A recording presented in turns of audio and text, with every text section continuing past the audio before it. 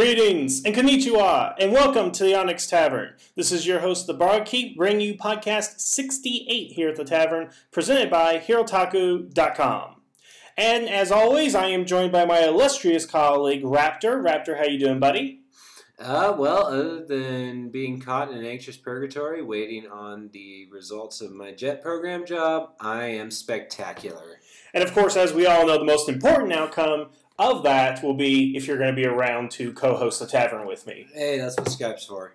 Yes, which we will have to learn to master, of course. Yeah. But before either of us end up going to Japan, Houston, or wherever it is we're going this summer, we have some interesting news that dropped earlier this morning, or was it yesterday? I first saw it this morning. It could have been last night, with New Zealand time or whatever, but... Well, basically what we have today is casting sides for Power Rangers Dino Charge. Yes, so for those of you who don't know, casting sides are basically character descriptions that they send out to say a little description about the character and also physical attributes, etc. Absolutely, and this is mainly for the actors, so when they come in for the casting process, they have an idea of who they're going to go ahead and play. Do they meet the physical attributes? Can they play this character? All those great things that go into the horrible process of casting. Or at least that's how I view it. Yeah, it sounds nightmarish. Yes. So basically what we're going to go ahead and do is we're going to share with you guys the information on the casting sides. Raptor's already gone some detail on the Facebook page, so I encourage you guys to go ahead and check that out.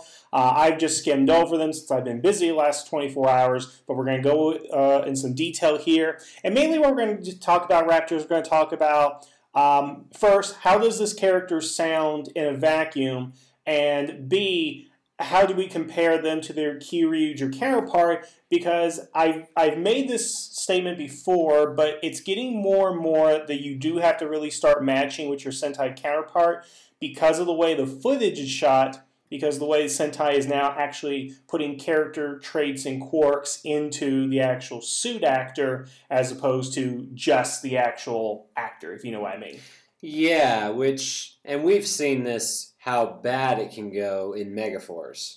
Absolutely, and we can also see how Saban or Disney can completely circumvent the footage and create new characters, such as with Summer and RPM. So it's just going to be a fun little exercise. Just, as a warning here, again, these are casting sides, so not everything is going to be set in stone. I guarantee you part of this will change by the time it premieres. And we may not even have the same... We don't even have the same names by the end of it all. Absolutely. So a lot of different changes here, but with what we got today, I think it's just interesting to go over. Something interesting before we actually get into the different characters, the little description that they have right here for the Power Rangers is that they're basically looking for a group of 18 to 20-year-olds to play 15 to 18-year-olds, which I find kind of odd. Oh, you're actually right. Yeah, it's right here at the top in big, bold letters, too. So I don't know if this is going to be like a teenager show or what Linkara suspect a Wild Force, kind of a younger age demographic, but we haven't really been this young for a while. Technically, Megaforce is supposed to be in this age range. I mean, I'm looking at the slides here, and that 15 to 18 thing looks like it's not quite an apt descriptor, but we'll get there. Yeah, absolutely. So we're going to go ahead and start with, of course, the standard leader of the team, the Red Ranger, who in this is named Lucas. And Raptor, why don't you just go ahead and read it? Red Ranger is the 18-year-old leader of the Rangers. He's curious, energetic, charming, and gregarious, a free spirit who fully embraces the idea that life is an adventure. While childlike at times, Lucas has the ability to switch on his serious side, and his role as the leader is unquestionable. Average height, 5'8 to 5'11. Any ethnicity, athletic build. So I'm going to go and say exactly what you told me earlier. This sounds just like Daigo. This is exactly word for word what his character is. So it seems to me, just from reading that they want to make Lucas a carbon copy of Daigo. Do you agree? Yeah, they may give him quirks unique to, unique to the American version, but yeah, and again, as you said, with a lot more character quirks being put into suit acting, this sounds like the easiest way to go along with that. And I will say that with Daigo in the Japanese footage, he doesn't have as many different quirks or traits that, say, the other Rangers have. But I guess in their mind, it's safe to go this way, to just make him completely match. And there wasn't anything particularly wrong with the character of Daigo. I think a lot of people didn't like him because he does... It's the plot's problem more so than it's Daigo's problem. True. But what worries me about this, and this doesn't worry me about some of them as we go ahead and reel along, is that, again, carbon copy, does that mean essentially the script is going to be a copy and paste, take out Japanese words and put in American words? That's kind of what I'm thinking. I mean, our initial description of the plot didn't quite sound like that. So, we'll see. And, again, there's a lot more opportunity to differentiate him in the American footage, the out-of-suit footage. Absolutely. And as you said again, I'm just going to say what you said, is that he's going to be a nice change from the recent Saban Rangers, Jaden and Troy, who, let's be honest, are very uptight characters. Yeah, well, stern or emotionless, you decide. Yeah, I mean, if they showed some emotion, it would actually be a leap forward in their character.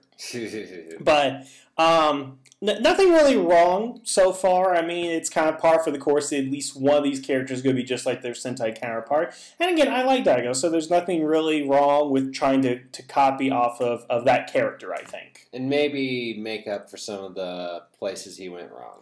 Which, again, is plot, not necessarily character. Yeah. All right, the next one, Raptor, go ahead again, please. Shelby, the Pink Ranger, is a rough and tumble 18-year-old tomboy who loves to get into the dirt. She's strong-willed, stubborn, and direct, which makes dating a challenge for the boy. She's clumsy and disinterested in all things that don't involve dinosaurs or being a ranger. Average height, 5'4" to 5'6". Any ethnicity, athletic build, beneficial skills, martial arts. The one thing I picked up on that is they want to make her the complete opposite of Amy. Because Amy was a girly girl. She wore the expensive clothes. She had the rich background and stuff. They're going to make her one of the guys. Which, there's great merit in that. I have no problem with it. What do you think? Yeah, and really, with the Kyoryuger footage, it probably wouldn't be that hard to work around. Yeah, because she's not girly. Well, she'll go and get her hands dirty in a fight just the same as the guys would on the team. Absolutely. And Amy isn't fully girly girl. A lot of the comedy comes from the fact that she breaks out of that mold. Like, she handles the remote control with her toes and all that kind of stuff, which was funny in here.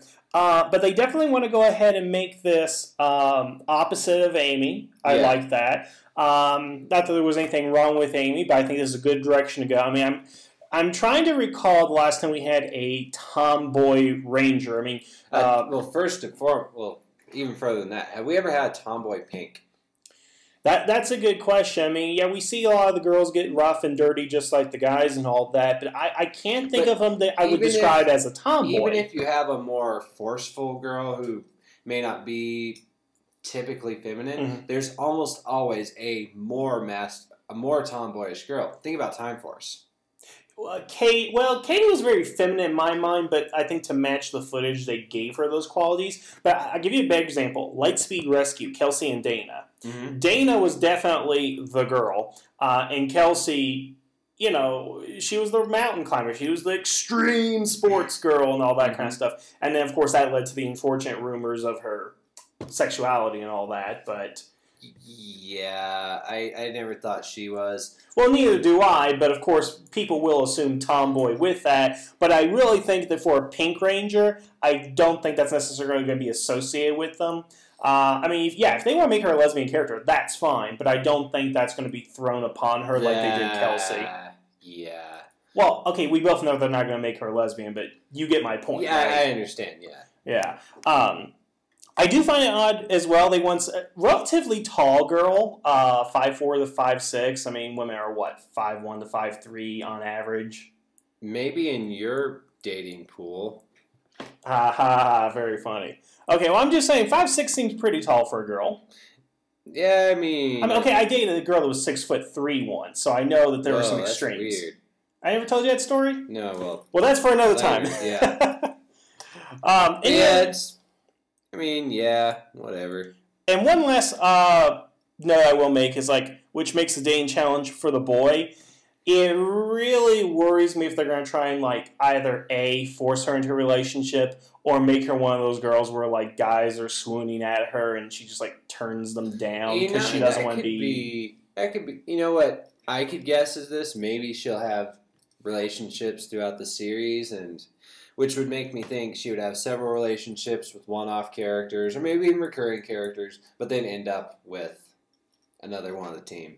Yeah, I hope she doesn't end up with the Red Ranger, though. Because again, that came out of left field in Kyuryuger, and I don't like the pink and red matchups. They never really work for me. Yeah, exactly. Or pink and sixth Ranger a lot of times. Now, the next two we got are actually going to be brothers, and I like that idea. So we're going to go ahead and start with the younger brother. Raptor, once again, please. Ryan, the Green Ranger, Matt's younger brother. He's quiet, confident, and disciplined. At only 18 to look 16 years old, he's a bit smaller than the other Rangers, but just as fierce. Ryan grew up on a ranch, but didn't fit in. Ryan practiced his sword skills. Fencing is just one of the unique things about Ryan. He doesn't like to get dirty. He's picky about what he eats, and he's a whiz at logic games like chess, checkers, and Rubik's Cube. Average height, 5'7" to 5'10", can be slightly smaller than other Rangers. Any ethnicity, athletic, lean build, relationship, brother of Matt, gray. Beneficial skills, swords. Now, a lot of things come to mind here. The first apparently being that they are going to make him very similar to Soji from Kyuryuger. Make him the smaller one, the younger one, it seems. The nerd. Yeah, that's a weird combination too. A skilled sword fighter who's also a nerd that grew up on a ranch. And as we are both in Montana, how many nerds do we know from ranches? Is what I'd like to know. You're talking to one. But you're the exception. I know. I mean, I don't know. I've had some friends that were nerds that were from ranches growing up. And how many of them did swordplay besides you? It just seems like he's a weird mismatch of different ideas. Yeah, but you know what? It could work out. And honestly, as I just said, I grew up on a ranch, but obviously I'm a nerd. Otherwise, I wouldn't be co-hosting a Power Ranger podcast. Mm-hmm. And I love the fact that he said that it stated that he didn't fit in and that he's at odds with his more traditional family, which, something I experienced. Well, obviously that's implied, but yeah, I agree with you. It seems to me that, because he didn't fit in, but it didn't necessarily go into, I know what you're drawing at, so I agree there. And I love the idea of, rebelling against your parents and stuff, but there's always that cliche of they accept your life. I wonder if they'll do a story like that, but the parents won't accept. That would be interesting. I wonder if parents may even get involved because... Well, Soji had parents, and his father was around a couple of times. Right, and then he did the great episode where they talk about his parents' divorce, which, by the way, one of my favorite episodes of Kyuryuger, lowest rated episode in the entire series. That just goes to show that, per usual, you have the opposite opinion of everyone. Yeah, that figures, doesn't it? But yeah, again, it just seems kind of odd that he is this mismatch, and I do find it odd that it's fencing. Now allow me to go into this. Yes. So when George Takei was doing the Naked Now or was it the Naked Time? Because the Naked Now Naked Now is a Next Gen episode. Anyway, when they were doing that, they wrote into a script that he was going to run around with a samurai sword. Yes. And the wonderful human being by the name of George Takei basically said, well, the idea is accurate, but I am Japanese American, and I grew up playing Robin Hood. And then, because Takei and his father are Anglophiles. They love Britain. Yeah, so they changed it to fencing, and that's why we got... And so it's less stereotypical. Yeah, almost 50 years later, we got this whole fencing thing. Now, to bring that back to this story, Why does it have to be fencing? Because, let's be honest, the way Q Green acts with his sword is very stylized samurai, Jedi Geiki movies, and all that. Why couldn't it be that he's a ranger who's a nerd, but into Japanese culture and likes samurai culture? As we'll see several times more in this, they're westernizing a lot of the Japanese elements. Yes, and I understand that. But again, this would be an opportunity to keep the samurai thing because, again, I don't know much about fencing, but I did see it on Star Trek and I saw George Takei do it. It's really straightforward. The way that Soji would hold his sword was always... okay, you probably know the position where you hold the hilt and the blade goes backwards parallel to your arm. What's that called? Is there a specific... I don't know. Okay, whatever that is, I guarantee you they don't do that in fencing. I've never seen anybody in fencing do that. No, certainly not. So I would like to know what connection they're going to be able to draw between fencing and this. That's what I'm kind of worried about. Because, again, you have a great opportunity to make it Japanese. And I think the way we are, we would love to see more Japanese influences, especially in samurai, which they blew that opportunity. But I just don't see where you get fencing into the different sword styles he's going to have throughout the series. I think you're just looking for things to complain about. I'm not looking for things to complain about. It just stuck out as that's weird. Fencing, and we know what he does in Key Region. It's...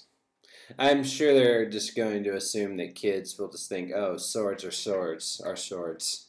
Yeah, but I wonder how many people are going to be interested in fencing after this season. That's the big thing. Because you know how karate went up after first season of Power Rangers. Exactly. All right, let's go into the next one, and this is actually Ryan's older brother, Matt. Raptor, take it away. Gray Ranger. At 18 years old, he's a cool and confident cowboy, complete with jeans, boots, and his favorite old hat. He's warm and funny, with a charming wink. He grew up on a ranch and loves the outdoors. Matt is a bit old school in his thinking. While he doesn't quite understand Ryan, Matt's sure that his job as an older brother is to protect his younger brother. Height, 5'8" to 5'11", slightly bigger than Green. Any ethnicity, but must look similar to Ryan. Athletic build. Freaking everyone needs an athletic build. It's fucking Power Rangers. Brother of Ryan. Beneficial skills, roping and lassoing. Now, living in Montana, I can think about 50 people off the top of my head that'd be a great fit for Matt. Yeah. I just reading that out loud, I instantly dislike him. This is the kind of people that I used to hate growing up. Still do dislike. He sounds like John Travolta in Urban Cowboy almost, which... Yeah. I mean, I get what they're going for, you know. They're trying to turn, I guess, like Heath Ledger from Brokeback Mountain into a Power Ranger. Except minus the gay part. True, but you have to admit Heath Ledger's a pretty good cowboy. Yeah, it's... you know, I like the idea... It sounds like he's going to step right out of a Wrangler commercial. Which is fine. I like that. We haven't seen this type of character before, and I think that's kind of interesting. Yeah. I don't think there has ever been characters of a rural background become Rangers. Not that I can think of. And the closest I remember them going to Cowboys was The White Stranger when Kimberly went back in time. That doesn't count. And Movie Madness, which also doesn't count, where Wes and Tripp went to the Western. Yeah, because those weren't their backgrounds. And then the characters in Storybook Rangers were... No, it wasn't Storybook Rangers. Wild West Rangers. Wild West Rangers, yes. They were ancestors, and so they're not the main Rangers. And I like the idea that they're going to have a cowboy in this, and even the roping and lassoing would be a plus. I mean, I don't know about you, but it does sound cool to see the Gray Ranger doing some lasso tricks or something. Heck, I mean, that opens some possibilities. Now, speaking of Ranger, let's get into the issue here. Okay. What was his name, Grace? Tessai. Tessai. He did some weird things in suit. Like the standing on one leg with his other leg out. Okay. Which made sense with his Chinese Kung Fu background. Exactly. Yeah, so I'm glad you mentioned it. I almost forgot about it. I was so enraptured with the cowboy aspect. So, yeah, how are we going to equate Chinese Kung Fu to let's say, urban Montana cowboy. Yes. That's an interesting stretch, but I think it can work because he didn't do it that often in Sentai. Let's be honest about that. So you could probably edit or shoot around it. They could definitely. I don't think that is really a hindrance. Yeah, I mean, I could definitely see that. I don't see that as being a bigger issue than, say, Soji's blade, basically. What is an issue is Gray and Green were never really together on screen that much. So whatever relationship they're going to have with them as Rangers together, they're going to have to shoot some new footage for that. It almost seems like it should be Blue who would have this role. No, I would say Black, because also keep in mind that the Black Ranger has a gun. And we throw cowboys in there. That's it. You know, maybe they mixed it up. You know, maybe it's supposed to be Black or Gray. Perhaps there's going to be some plot reason for him not being around as much. And that's another thing, because this is Gray. Now, we didn't get the Gray Ranger until about, a little bit more than halfway through the series, almost halfway through the series. So he could be a secondary character who's in the background that eventually becomes a Ranger. They could easily have him start out as a Ranger in the first episode, because the rest of these slides we have for the other colored Rangers, yes, they're planning for the rest of the series, but they go into a lot of depth for characters that, to me, will appear in more than, say, 4 or 5 episodes. Yeah. Considering that there's likely going to be 40, they're going to do the 2-year thing again. Mm-hmm. And I don't think you give a casting side that gives all this type of information for the Gray Ranger, especially its connection to the Green Ranger. Keep in mind, even if they were to not really appear in the first season. Remember when the casting sides were going around for Megaforce? Yes. And there were sides for a Silver Ranger, which made people think that it was going to be Gokaiger before it was announced to be Goseiger. Absolutely. And we're not getting our Silver Ranger, which was supposedly cast a year ago, in 8 episodes until the 2nd season of Megaforce. Absolutely. Now, of course, they also state this is about 6 to 8 months of filming, which seems pretty average for a television show for this many episodes, I think. Mm-hmm. So, I mean, they could be planning ahead and shooting those scenes, and then, you know, I don't exactly know what their schedule is. It does seem pretty wonky when you think about it, because I think with the Samurai team, they did film the first 20, take a break, and then came back and did it. Yeah. And that's what they did for Megaforce as well. They filmed the first season of Megaforce, took a break, and then came back to film Super Megaforce. And it just seems to me that all the characters are probably going to be together to begin with. I don't see it as they do the first 20 episodes with only the first 5 or 6, and then have the rest of them appear in the second half. Although they could totally do it, I just don't get that feeling. And also, let's take a moment to point out, in Power Rangers, he will be the first Gray Ranger. Absolutely. I don't think they're going to play it up that much, but I think it'll be fun. It's a fun factoid. Yeah, just like in Tokyo, we're eventually going to have the first true Orange Ranger in Power Rangers, which, to me, I think Orange is a bigger step forward than Gray for some reason, because Orange is more different. I never understood why I have both Gray and Silver. That always bugged me. Yeah. Let's go ahead and move on to the next Ranger. This one is also very interesting. This is the one I kind of skimmed over. Go ahead, please. Yes, Kiera, the Purple Ranger, or Violet, the Scientist, is a brilliant 26-year-old engineer whose discoveries have made her very rich. She is confident, direct, and rarely emotional. She has serious demeanor and doesn't make friends easily. Deep inside, she's a bit lonely and starts to learn the deeper meaning of friendship as she comes to respect and understand her Ranger family. She isn't forceful as a commander, but she's more insistent than a friend. Petite, 5'3" to 5'5". Ethnicity, blah, blah. Now, there are 2 Rangers from Kyuranger, well, let's make that 3, that I would not have a problem with a direct translation from the source material, because I love those characters so much. Mm-hmm. Yayoi is one of them. Yayoi is my favorite character in the series. This is not Yayoi. This, to me, seems like Andrew Hartford as a woman and less joyless. Or maybe just Kat Manx with henching more than once. Better comparison. The fact that Commander is in quotations almost makes me think that she might be part of the mentor role. That she has developed the technology, developed the Zords, the weapons. We still don't even really know what the Zord's origin is going to be at this point. That she could function as the mentor in a bigger role than, say, what Yayoi did. Although it's also possible that she could fill the same role that Kat did. She was not the mentor, but she certainly was constantly around as a supporter. Mm-hmm.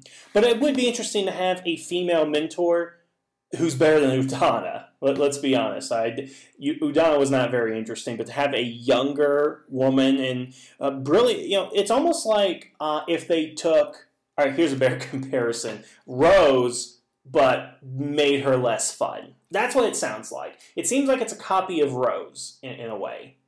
I don't know. Tell me more about what you think. I mean, as I said before, my mind immediately goes to either Kat or what was the name of the engineer in Lightspeed Rescue? Miss Fairweather. Yeah, maybe her as well. And here's something I like. She's 26 years old versus Red's 18, so maybe we won't get that annoying plot of Yayoi having a crush on Red. It wasn't as annoying as much as Amy's contribution to that plot. Amy's contribution was annoying. Yeah, I mean, it definitely seems like there's going to be a mentor role. There's no mention of a male purple counterpart, so they may be skipping that completely. And that wouldn't be hard to skip. Yeah, and again, I like Yayoi. I like her story. I wish we would have that. If we brought anything over, that's one of the things I would want to bring over. But for what we have, I think this is a good start. Yeah, I mean, she's going to be serious, but it's like, oh, got to break her out of her seriousness. So it seems a little cliche. Yeah, but I want to see, here's the thing, if we're going to have this fun, tomboyish girl, and we're going to go ahead and have this stern female character. It makes a fun contrast. And what's interesting, too, is, speaking of, when we talk about stereotypes, none of them are described as being girly in that sense, which I like because we have what's apparently going to be a strong female role and a alternative view of females. Well, she's not described as a girly girl. Kiara is described as a scientist. Exactly. The scientist, which a capital T. I kind of like that. Yeah. Not exactly sure what that's. A lot of speculation on this one just based on that. But again, let's give it a chance and see what happens. Yeah, exactly. Next Ranger is Chase, the Black Ranger. Is a cool and laid-back 18-year-old. He wears the right clothes, listens to popular music, and is always well coiffed. He's very handsome and receives a lot of attention from the girls. He gets around by riding a skateboard while sporting a hoodie and earbuds. Spends a lot of his free time diddling on a guitar. Chase is very forgetful and is always late, stopping to flirt with the girls or responding to texts. Average height, 5'8" to 5'11", blah blah, beneficial skills, skateboarding. And it says, would love to see real skateboarders, in all caps. This is the character that I think they're going to screw up the most. Because when you hear this description, I see a Bieber wannabe in a wool hat, a black t-shirt with earbuds, on a skateboard going, sup. Oh, that is what I see. It's those stupid-ass ski bums we see around here. That's exactly what I'm describing. That this is the character. Okay, so he's just like Ian, except for the skateboarding part. I mean, again, carbon copy, but they're trying to put an American twist on it, and that's where I think the problem's going to be, because skateboarder in the 90s, skateboarder last decade is different than what a skateboarder is now. This is a total tween character that they're trying to develop. Yeah, now, I'm going to point this out at this point. Mm-hmm. They said 16 to 18 years old. Yeah. And yet every character has been described as 18 years old or older. Absolutely. And again, this can go ahead and change, but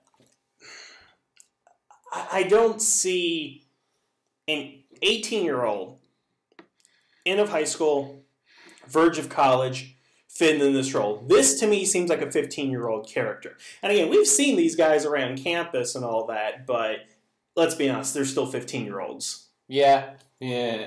But because of seeing such people, I'm more willing to accept such a personality from an 18-year-old. That's true. What's going to bother me is they're going to give him this role. They're going to glorify not so much his lifestyle, but who he's trying to be. Let's be honest. That's not who he is. That's who he's going to try to be. And by the end of the series, he's not going to change. And I'm not saying anything against that culture. I don't have anything wrong with the skateboard culture, but just the way that it sounds like they want to capitalize on this tween skateboarding demographic, it's just going to blow up in their faces. He's going to probably be the most hated ranger. Yeah, I'm sure a lot of people dislike him, but maybe he'll learn some responsibility lessons along the way. It's okay, but yeah, he can do that. But when it comes to episode 40, he's still going to be the same. I mean, okay, look at Kyoryuger. What was my big criticism there? They were all still the same character at the end of the series. I guarantee you they're going to do the same thing. What I would want to see is he's the same person through the first 20 episodes. We have the cliffhanger, whatever it is, the mid-season thing. And then he comes back, we slowly start changing him, and by the end, he can still be a skateboarder, but he can change his image. That's kind of what I want, because again, these people are just annoying. Again, no offense to you guys out there, but from the people I know, I just don't want to see this as a representation of Power Rangers unless he grows out of it. Grow the hell up. That's basically what he needs to do. And maybe there'll be some kind of cataclysmic event that kicks his... Okay, Cataclysm is alien invasion, which we have. Did that change Jake any? Did that change Noah any? Does it really change Troy? Be honest, is it changing Troy? The only thing that changes Troy is Robo Knight. Exactly. So the track record is not good. So this is the in Chase. Come on, you know. Yeah, that's a douchey name. Yeah. So again, I want to apologize to all you skateboarders out there, but let's pick a different character. Let's get let's move on down to Ivan, the Gold Ranger. Which I find it odd. We've already had two Ivans in Power Rangers before. Ivan Ooze and the unofficial name of the Yellow A-Squad Yellow Ranger. But that doesn't count. Yeah, but still. But anyways, he's described as a knight. 900 years ago, Ivan was a valiant 18-year-old knight. He's a very gentle, kind soul who values honesty and loyalty above all else. He wields his magnificent sword with legendary skill and doesn't hesitate to use it for a noble cause. He's also an ace with a bow and arrow. Ivan behaves with great finesse and chivalry. He speaks with a British accent and uses odd, antique phrases, continually clashing with today's culture. And, of course, beneficial skills with the sword. Now, I like the idea of the British accent. And as a Doctor Who fan, I'm sure you could attest to that. I question, here's me going into the Japanese thing again, why he has to be what is essentially an English knight. Alright, so I said this on the Facebook, but to me I'm okay with it, because they're culturally appropriating Uchi. Uchi, yeah. They're culturally appropriating Uchi's character. Uchi was a samurai, a brave and noble samurai. And so, to move them over to the States, what's the closest thing that in Western culture? A medieval knight. It's not as bad as a Green Ranger here, because again, equating fencing to samurai swords. Did you ever use a bow and arrow? No, which again is the traditional samurai weapon. It's the bow and arrow, not the sword, really, because they start out as mounted archers. Well, who needs a bow and arrow when everybody has guns? But okay, Hawkeye's cool. Hawkeye, Green Arrow is more awesome. I'm just talking about the Kyoryugers because everyone had a gun. Well, yeah, and that's something for a different time too. So I can see the knight better than I can see the samurai. I'm going to be honest, because the way he handles that sword, he uses it like it's like one of those damn Final Fantasy swords. It's like massive in a way, even though it's a relatively good size. The way he handles it, like it has so much weight. He handles it like a claymore. Exactly. It seems more. It could fit. I could see that. So so we're ending up with the footage being more appropriate for the American change than it was for the original Japanese character. Yeah, because I don't really see much samurai of him in the suit as opposed to the actual character. And frankly, he always gets shoved to the background a lot, so we didn't really get much samurai. That's because everyone not named Daigo was shoved to the background.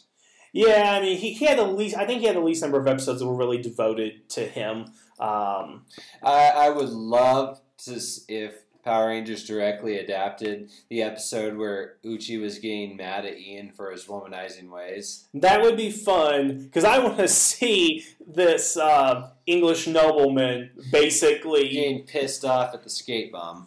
Yes, that would be an interesting dynamic. And of course, Uchi hangs out a lot with the character of Amy. So some relationship things I think you're going to get Pink Ranger. Get into the old Pink Ranger, Six Ranger trial. But it was never a romantic relationship because we know who Amy ended up marrying. Well, she was the ambassador. That can be changed. Yeah, but I don't. Okay, I'll tell you one other thing before we move on to the last Ranger because I know we've gone way over time here. Our last Ranger is going to be some. Yeah, there are a couple of things to say about that. But the thing about Uchi that I did not like in Kyoryuger is they never really played up that fish out of water aspect. They did it a couple of times, but I want to see him more like Malcolm McDowell in Time and Again. Yeah, and is it Time and Again or Time After Time? I always mix it. I love that movie, but I want to see the more fish out of water, more like Marty McFly. I want him to be questioning his surroundings. Captain America. That too, because they never play up with Uchi. I want to see that play up a little bit more.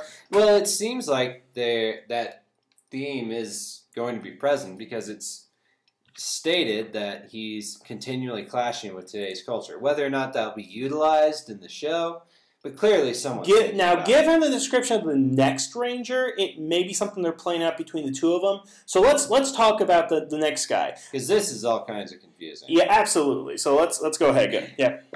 Koda, the Blue Ranger, a caveman.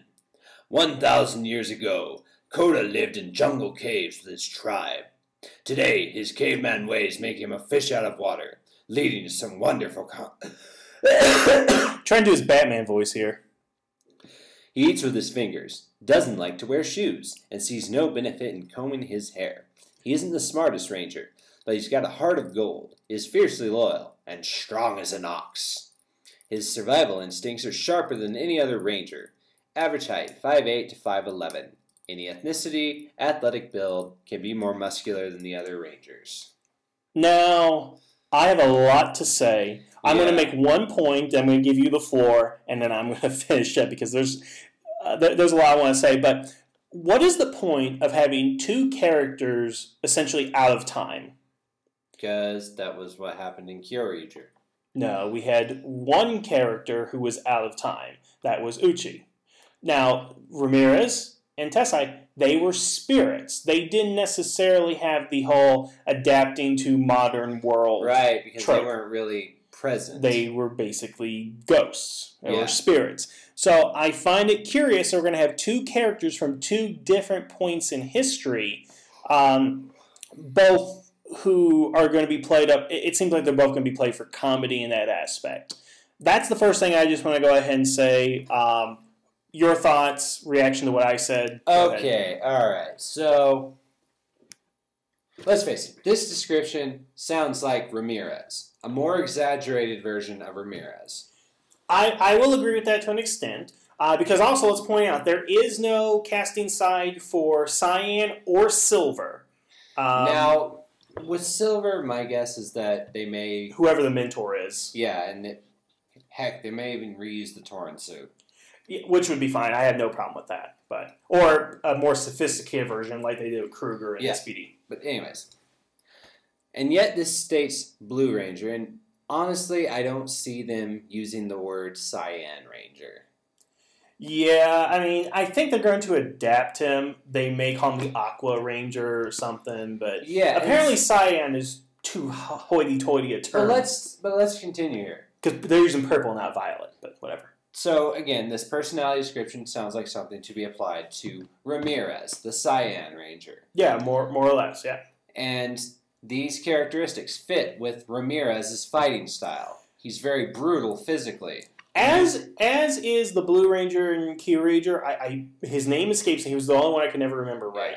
But he always used his physical strength. He was the biggest of the team. And the oldest, too. I mean, not counting technically Uchi, but that's a thing they got into in the series. But again, I will get into that in just a second. Go ahead. I mean, yeah, it does seem like it's going to fit. It seems like you're brimming. You're about to boil over. So here. Okay. So, again, I said there were 3 Rangers I would want to bring over as direct translations.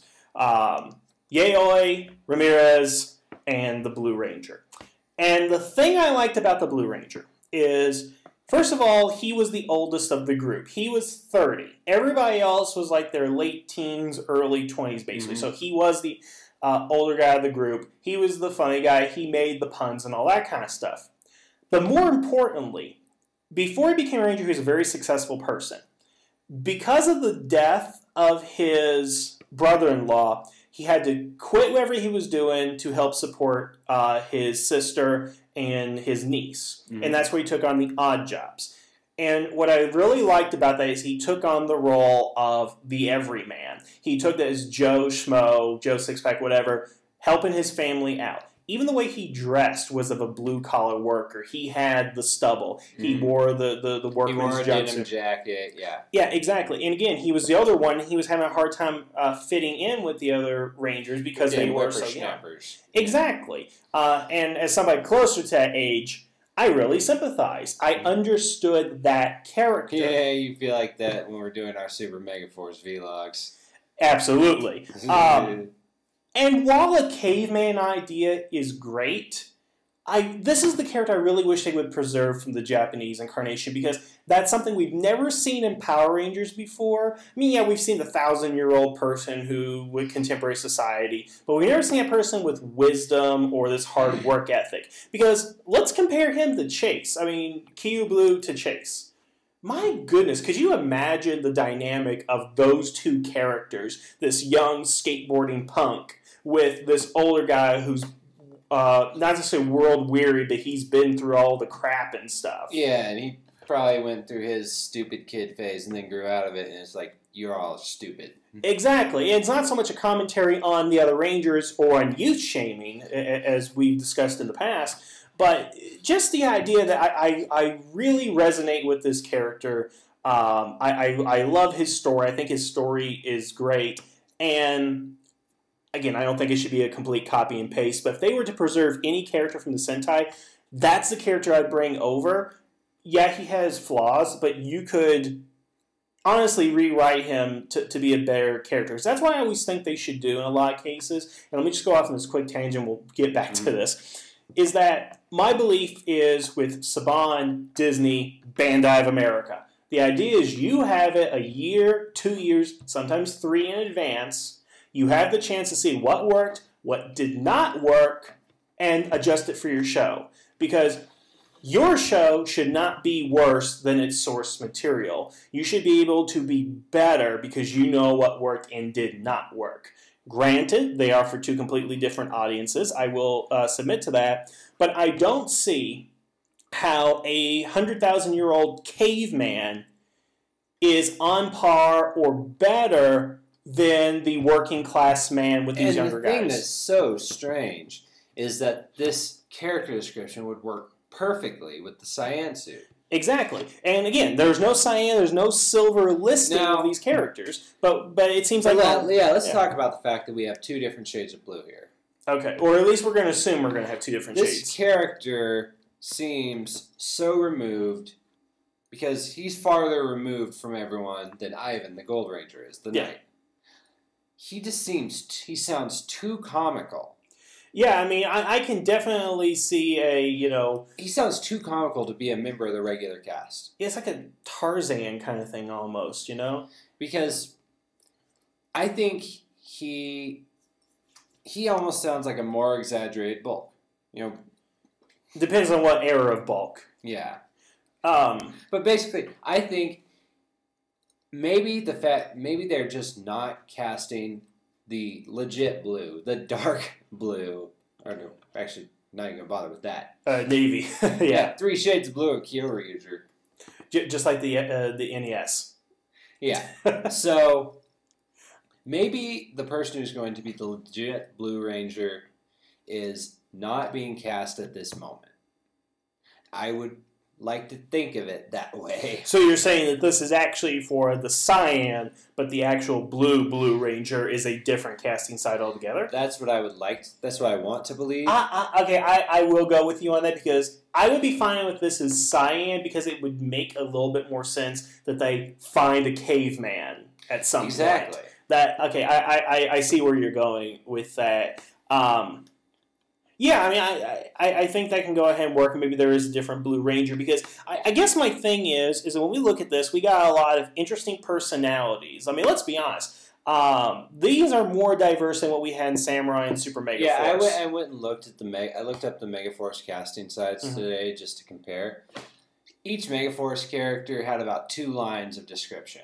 And very generic, no doubt. One sentence about personality, and then 1 sentence about the character appearance.